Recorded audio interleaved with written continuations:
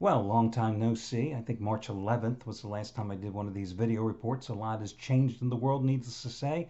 A lot has changed in my life. None of it good as far as I'm concerned, but that's another story for another day.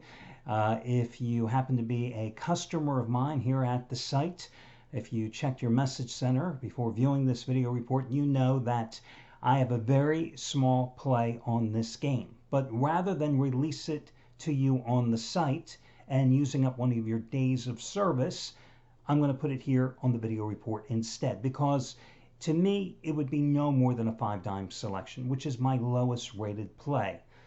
And I haven't released one of them in, God knows, probably over a year and a half. And I just couldn't see doing it today because we're going into uncharted waters. You know, for many years we've all complained, bitched and moaned, me at the forefront, about how worthless preseason games are. But at least it offered something for us to evaluate teams to a certain extent coming into their preseason opener. We had controlled scrimmages, usually against another team that those teams would then ultimately meet in one of the preseason games. We had at least starters playing generally in week number 1, a series or two, week number 2, maybe a quarter, and then in week number 3, generally at least a half. Well, what have you got here? Absolutely nothing. You had rosters generally in the preseason being cut down at regular intervals. Here, you've got none of that. You had a shorter roster to begin with and massive roster cuts getting to the final 53-man roster that you're going to have here tonight. And generally, you just had these teams practicing against each other. Now, I've always maintained that the first 3 weeks of the season, no matter the sport, it's when we always have the advantage over the odds makers. Well, we have a greater advantage now because they have absolutely no more of a clue than we do as to what to expect from these teams. But is that really much of an advantage here? Because we know absolutely nothing and they don't either. So truly, this is a coin flip. Now, if we were to look at some of the college football games that we've seen, the handful of games, we've seen that offenses have certainly been ahead of defenses, and generally that's the case in football at the outset. But what are we going to have here tonight? Well, here's my opinion on this game. I would say this would be a 5-dime play, again, my lowest rated release on the Kansas City Chiefs.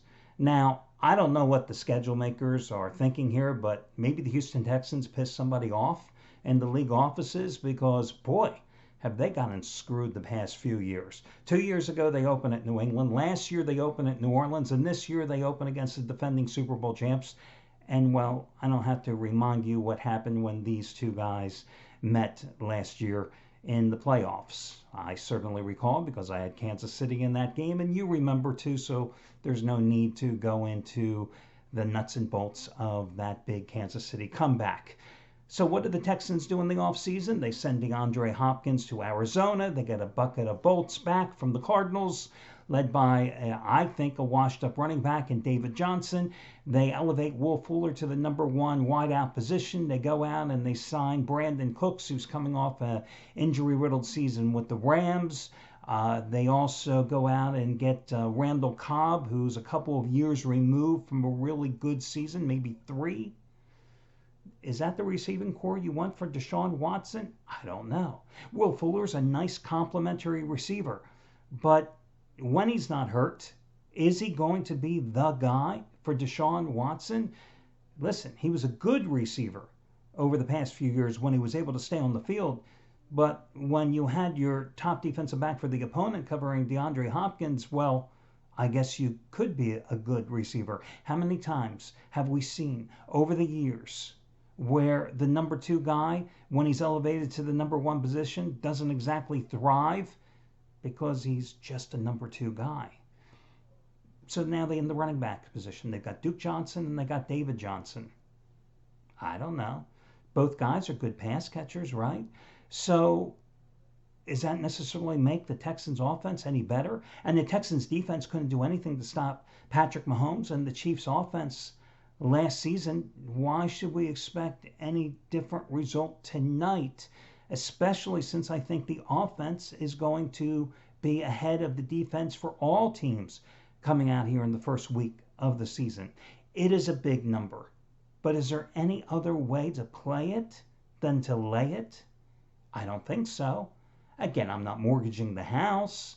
I'm not taking food off the table to bet Kansas City.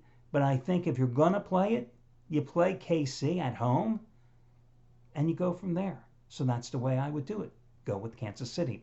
FYI, if you happen to come to the site today, my welcome back special to all of you who have been idle and didn't bother playing baseball, big mistake, or the NBA playoffs for what they're worth here in the bubble. Your welcome back special is 27% off your total purchase price, which is going to be the biggest discount from now through the Super Bowl. It is a mix and match coupon, which means it can be used for any combination of picks and or packages from any combination of handicappers here at the site. The only stipulation is you've got to put everything in your shopping cart at one time to maximize your savings. And should you have any questions, you can always reach out and contact customer service. And that coupon code is 27%, 27PERCENT. That'll do it. I wish you well, guys. And there's also a college football game tonight, UAB in Miami of Florida, and your guess in that one is as good as mine because I won't be watching it. Good luck, and talk to you again soon.